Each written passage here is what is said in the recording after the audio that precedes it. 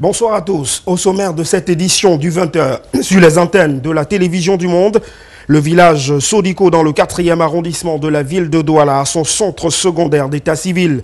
Inauguré par le chef d'agence du Bureau national de l'état civil du littoral, il est question de rapprocher l'état civil du citoyen avec pour objectif de faciliter la production et l'établissement de ces documents officiels. Également au titre amélioration de la qualité de la dépense publique après le lancement de l'opération de comptage physique en cours dans le cadre de l'assainissement du fichier solde de l'État. Paul Biya prescrit des recrutements à la fonction publique en fonction des besoins et des capacités budgétaires. Une orientation qui augure une limitation de recrutement dans la fonction publique. Hors de nos frontières en France, la vitesse sur les routes secondaires françaises passera officiellement ce dimanche de 90 km/h à 80 km/h, une mesure qui, selon le gouvernement, pourrait permettre de sauver entre 300 et 400 vies par an et éviter de nombreux blessés graves. En sport, le championnat national Elite One, rendu à la 29e journée, se dispute ce dimanche. 9 matchs sont au programme dans 4 régions du Cameroun, le centre, le littoral, l'ouest et le sud-ouest du Cameroun. Les combinaisons de cette 29e journée, c'est dans cette édition du 20h. Voilà pour le sommaire. Mesdames, Messieurs, merci de nous retrouver sur les antennes de la télévision du monde pour cette livraison du journal de 20h. Édition que nous ouvrons en mettant le cap sur le 4e arrondissement de la ville de Douala, où le village Sodiko a désormais son centre secondaire d'état civil. Inauguré par le chef d'agence du Bureau national de l'état civil du littoral, il est donc question de rapprocher du citoyen l'état civil avec pour objectif de faciliter la production et l'établissement de ces documents officiels. Frédéric Moutom, Esther Ngome.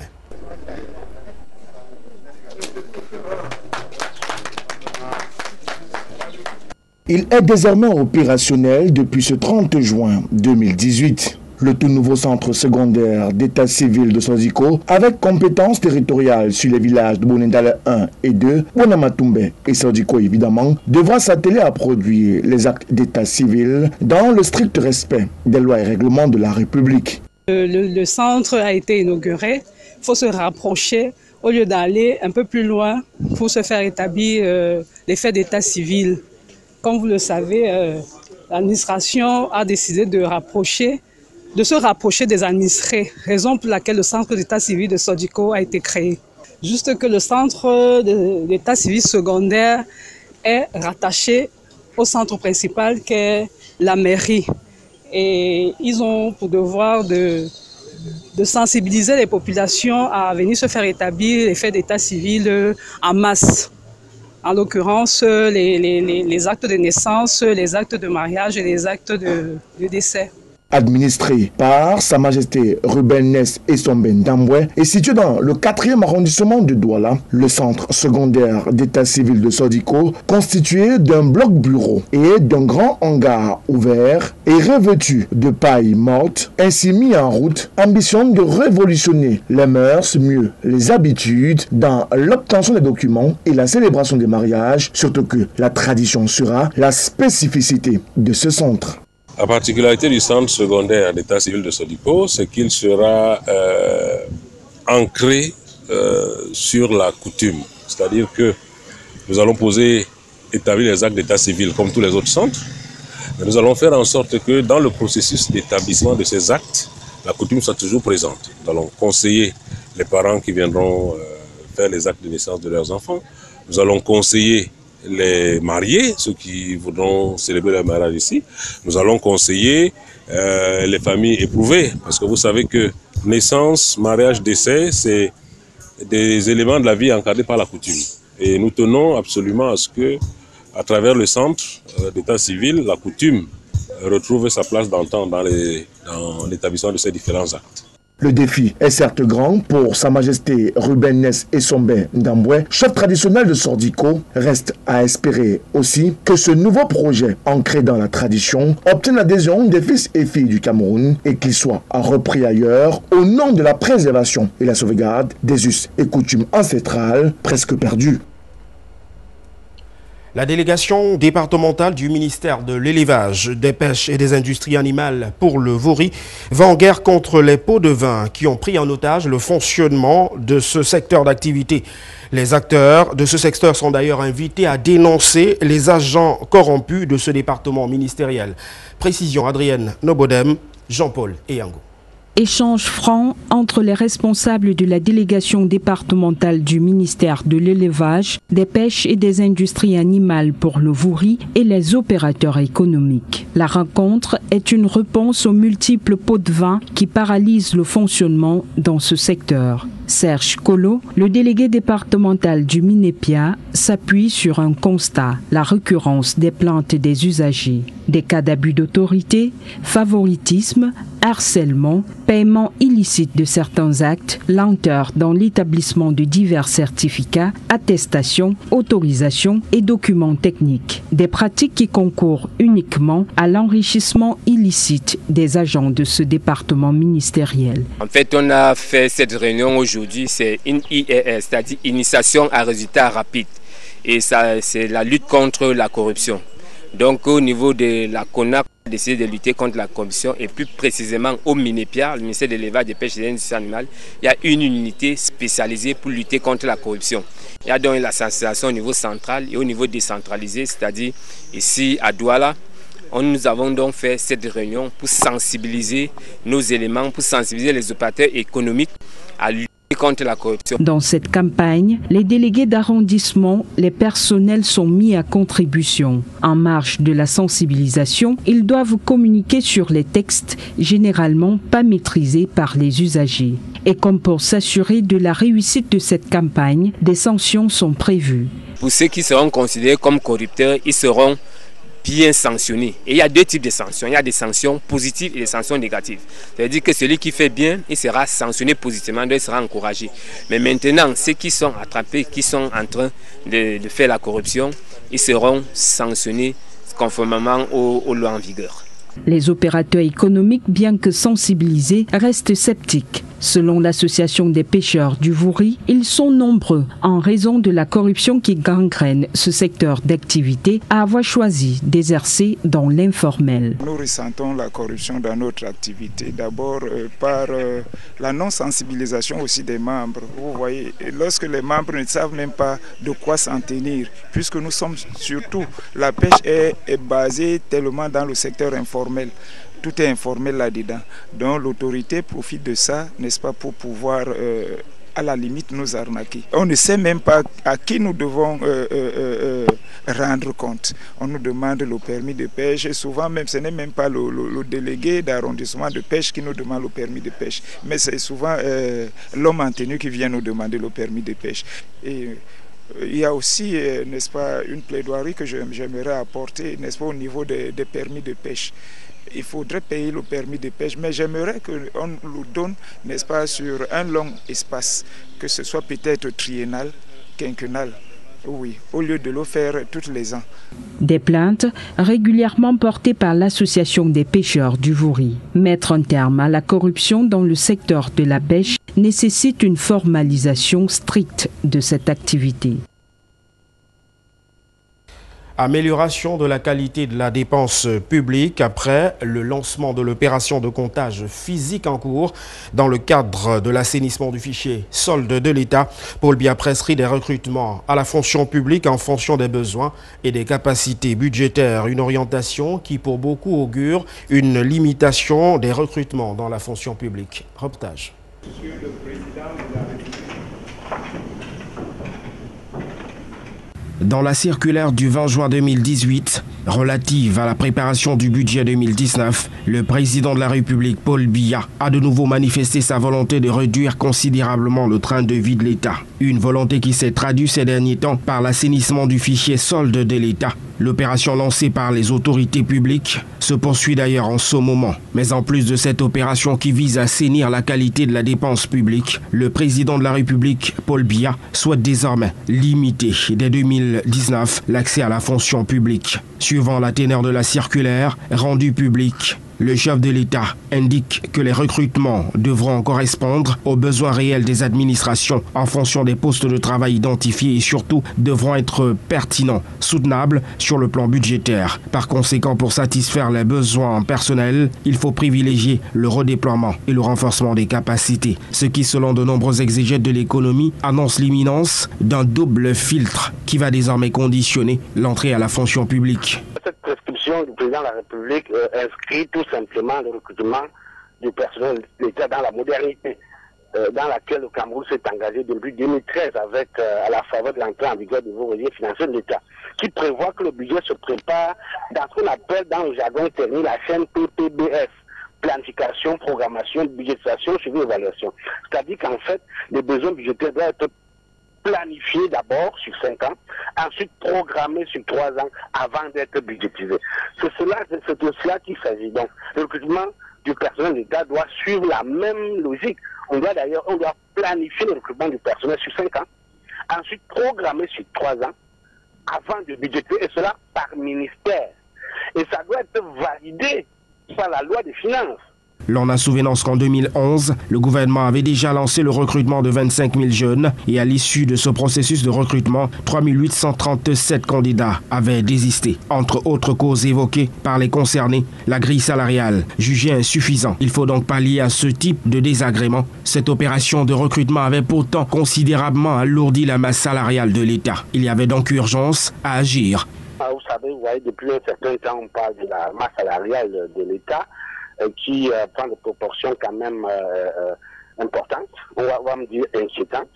Et au regard de ce qui a fait venir le FMI chez nous, à savoir le déficit budgétaire, il était temps justement de maîtriser, de mettre en place tout ce qu'il faut pour maîtriser cette masse salariale qui justement contribue beaucoup au déficit budgétaire décrié par les experts, décrié par le FMI, qui était justement à l'origine de ce programme économique et financier avec le FMI. Donc la situation était suffisamment importante, inquiétante pour que le chef d'État s'y penche. Rappelons que ces mesures du gouvernement sont proposées au moment où le Fonds monétaire international prescrit l'assainissement des dépenses publiques et l'élargissement de l'assiette fiscale. Épuration de la dette intérieure. Sur instruction du président de la République, Paul Biya, le ministre des Finances a débloqué 10 milliards de francs CFA au bénéfice des petites et moyennes entreprises. Une nouvelle bouffée d'oxygène pour ces entreprises de petite taille, présentées comme levier de croissance. Reportage. Sur instruction du président de la République, le ministre des Finances a débloqué 10 milliards de francs CFA au bénéfice des petites et moyennes entreprises. Une nouvelle bouffée d'oxygène pour ces PME dont les factures n'ont pas été réglées depuis plusieurs mois. Et pourtant, les prestations de services ont été effectuées auprès de l'État. C'est un bon pas vers la bonne direction parce qu'il est nécessaire et important que l'État commence à mettre beaucoup plus d'accent sur le paiement de la dette intérieure, parce que jusque-là, l'État réussissait à couvrir sa dette, l'encours de sa dette extérieure, pour être en bon terme avec les bailleurs de fonds. Et pendant ce temps, on accumulait un peu trop d'arriérés, un peu plus d'arriérés sur la dette intérieure, et la dette due aux opérateurs locaux. Selon lui, Paul Motazé, ce paiement intervient après l'inventaire du MINFI sur les prestations réalisées par les PME entre l'exercice budgétaire 2013 et 2017. Généralement, c'est des très petites entreprises, même des entreprises personnelles, où les gens prennent l'argent tantôt dans les tontines, tantôt dans les entreprises de microfinance, dans les institutions de microfinance. Et c'est de l'argent qui, justement, permet de faire fonctionner la société au quotidien. Donc cela, ce serait une bouffée d'oxygène. C'est vrai que quand on regarde l'encours de la dette intérieure, 10 milliards, ce n'est pas suffisant, mais c'est déjà ça, parce que en payant la dette intérieure, on lutte plus efficacement contre la pauvreté. Un inventaire qui a permis d'identifier 303 PME ayant réalisé des prestations auprès des pouvoirs publics. Ça contribue à formaliser davantage les entreprises. Parce que si on ne paye pas, si l'État ne paye pas cette dette due à ces petites entreprises, elles vont retomber dans le secteur informel. Gonfler encore ce chiffre qui n'est pas tellement relisant pour le Cameroun. Rappelons que le montant de cette phase d'épuration de la dette intérieure est de source filtrante au MINFI, passé de 2 à 10 milliards de francs CFA. À présent, dans le reportage qui va suivre, nous avons décidé de comprendre comment se nourrissent les commerçants du marché central de Douala. Dans le reportage suivant, vous allez voir comment de véritables cordons bleus à ciel ouvert s'attellent au quotidien à ravir le palais des milieux de commerçants de cet équipement marchand. Reportage signé Adrien Obodem, Esther Ingome.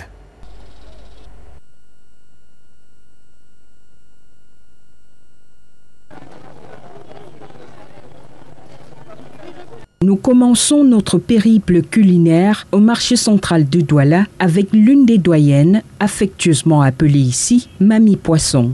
Elle est veuve et voilà plus de 2 décennies qu'elle propose tous les midis du poisson à la braise aux commerçants. Le poisson, ça fait 20 ans que je suis ici. C'est avec ça que je nourris mes enfants, c'est avec ça que je vis avec. C'est avec ça que je fais tous mes projets, c'est avec ça. Parce que mon mari est mort depuis. Je peux gagner même 5 000 par jour, même 10 000 par jour, ça dépend.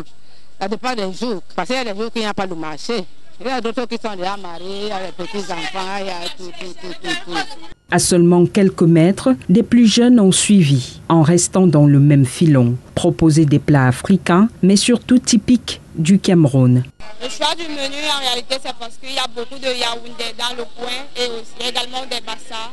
C'est pour ça que je fais spécialement le sanga et le coq, façon Bassa uniquement. Un savoir-faire qui, grâce au bouche à oreille, a valu à notre jeune chef de se faire une clientèle hors du marché central de Douala. Il y a beaucoup de clients, il y a des passants qui mangent, il y a des clients fixes qui travaillent dans les tout, à savoir la mairie, la prison, la perception et le commissariat. Ce sont mes clients fixes et il y a aussi certains qui viennent consommer de la boisson, ils mangent aussi. Des passants qui emportent, donc j'ai beaucoup de clients. À midi, ici on se croirait à une foire culinaire, un festival gustatif, véritable voyage culinaire à travers les 10 régions du Cameroun. Et ce ne sont pas les clients qui vont se plaindre.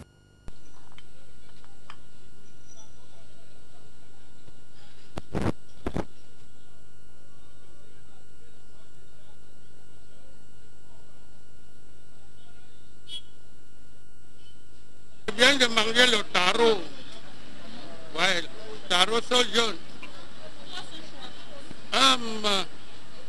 C'est très bon. Pas de préférence. Tout ce que je vois, je mange. Là où je vois. Parce que c'est pas tout le monde qui arrive tôt. Parfois d'autres gens arrivent tard, d'autres gens arrivent tôt. Donc quand j'ai trop faim, là déjà celle qui est arrivée tôt, parce qu'ici au Carrefour on ne peut pas bien. Donc ce qui fait que celle qui arrive tôt, c'est comme aujourd'hui, j'avais franchement faim. Et celle qui est arrivée tôt, là j'ai passé la commande, elle m'a servi. Sanga, okok, héros, coquille, couscous de maïs et ses multiples sauces et bien d'autres plats, pour la plupart riches en matières grasses, à la portée de toutes les bourses.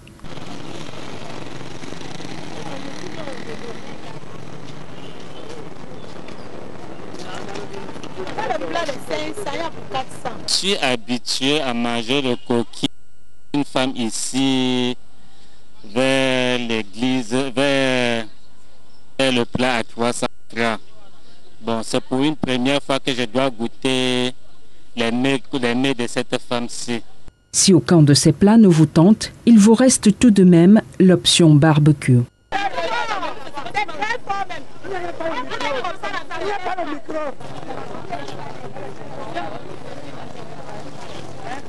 À faire le tour du marché central de Douala, on finit par être d'accord. Ce périple culinaire est non seulement un régal pour les yeux, mais aussi et surtout pour les palais.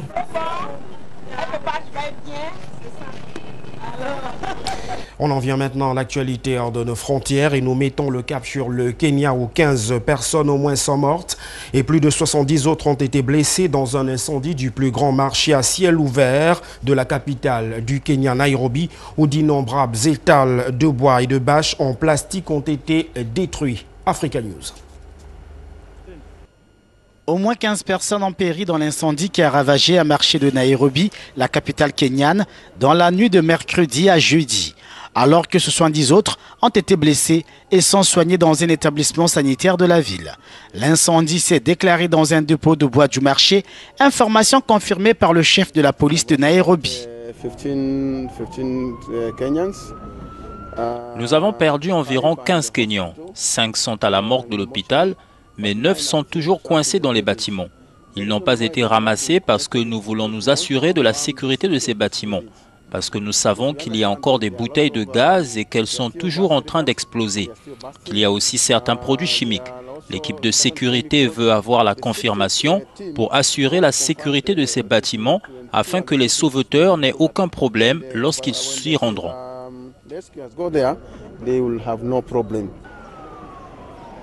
Le marché de Gikamba, très fréquenté par des acheteurs en quête de vêtements et de chaussures de seconde main, a été la cible ces dernières années de plusieurs incendies. Le dernier remontant à octobre 2017. Le président kényan avait à l'époque ordonné une enquête. En France à présent, la vitesse sur les routes secondaires françaises passera officiellement ce dimanche de 90 km/h à 80 km/h, une mesure qui, selon le gouvernement, pourrait permettre de sauver 300 à 400 vies par an. Euronews. En France, la vitesse sur les routes secondaires passe officiellement ce dimanche de 90 à 80 km/h. Une mesure qui, selon le gouvernement, pourrait permettre de sauver entre 300 et 400 vies par an et d'éviter nombre de blessés graves.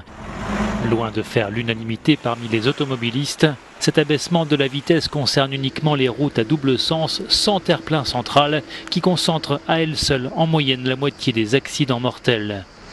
En passant à 80 km/h, la France se met ainsi au diapason des Pays-Bas, de la Suède, de Malte ou de l'Irlande, alors que le Danemark, qui avait tenté l'expérience, est finalement repassé à 90 km/h, peu convaincu. Les pays européens où l'on roule le moins vite sont globalement ceux où il y a le moins de tués sur route.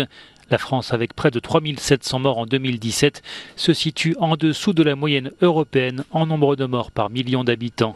Des statistiques qui ne sont plus tolérables pour le gouvernement. Parallèlement à l'arrivée des panneaux 80 km/h, les radars automatiques ont été recalibrés, même si dans un premier temps, les contrevenants pourraient bénéficier d'une certaine clémence.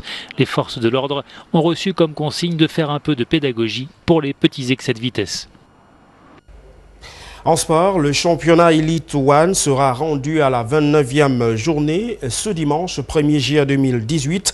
9 rencontres sont au programme et vont se disputer dans 4 régions, le centre, le littoral ouest et le sud-ouest Cameroun. Les combinaisons de cette 29e journée de l'Elite One, c'est avec vous, Rosalie Nguestia, ici.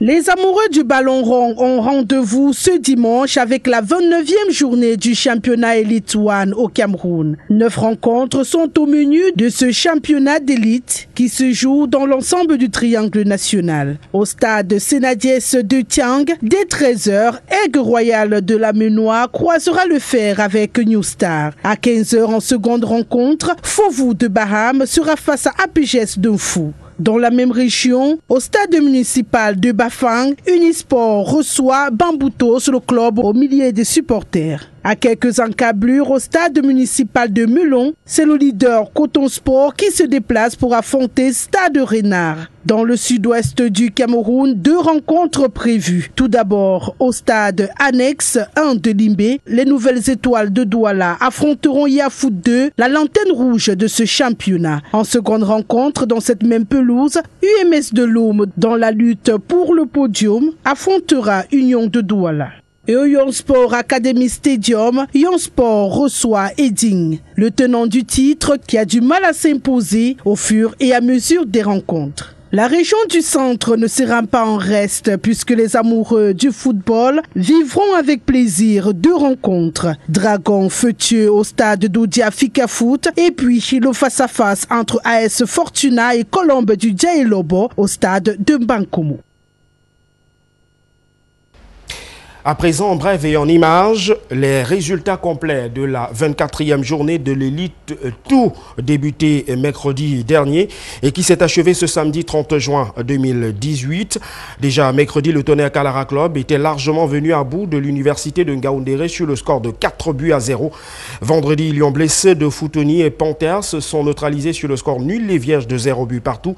Ce samedi, Cosmos a été battu par Avion Duncam, score de la partie 1 but contre 3. Matelo a battu Mbam sur le score de 2-0. La Dynamo Football Club de Douala est venue à bout de PWD de Bamenda sur la peu petite démarque, 1-0. Le Canon a été tenu en échec par Etoile Mekim, score de la partie 0-1. Polytechnique a battu Racine sur le score de 0-1. Au terme de cette journée, le classement provisoire donne PWD de Bamenda en tête avec 44 points. Le Tonnerre Kalara Club est second avec 44 points. Le Canon ferme ce trio de tête avec 44 points. En queue de placement, AS Matelo est 13e avec 16 points. Université de Ngaoundéré est 14e avec 16 points. Et National Polytechnique ferme ce trio en zone de relégation avec 15 points. Avant de refermer définitivement cette édition de l'information ce soir, nous vous rappelons les principaux titres au sommaire. D'abord, ce centre d'état civil érigé à Sodiko, c'est dans le 4e arrondissement de la ville de Douala. Le bâtiment a été inauguré par le chef d'agence du Bureau national de l'état civil du littoral. Il est surtout question de rapprocher du citoyen l'état civil en facilitant la production et l'établissement de ses documents officiels. Également en titre, amélioration de la qualité de la dépense publique après le lancement de l'opération de comptage physique en cours dans le cadre de l'assainissement du fichier solde de l'État. Paul Biya prescrit des recrutements à la fonction publique en fonction des besoins et des capacités budgétaires. Une orientation qui augure une limite des recrutements dans la fonction publique. Hors de nos frontières, nous avons mis le cap sur la France, où la vitesse sur les routes secondaires françaises passera officiellement ce dimanche de 90 km/h à 80 km/h. Une mesure qui, selon le gouvernement français, pourrait permettre de sauver entre 300 et 400 vies. Et puis en sport, nous vous avons livré les combinaisons de la 29e journée de l'Elite One qui se dispute ce dimanche. 9 rencontres sont au rendez-vous et vont se disputer dans 4 régions du Cameroun, le centre, le littoral, l'ouest et le sud-ouest du pays. C'est tout pour cette édition du 20h. Mesdames, Messieurs, merci de nous avoir accordé votre attention. Nos programmes se poursuivent. Bonne soirée à tous.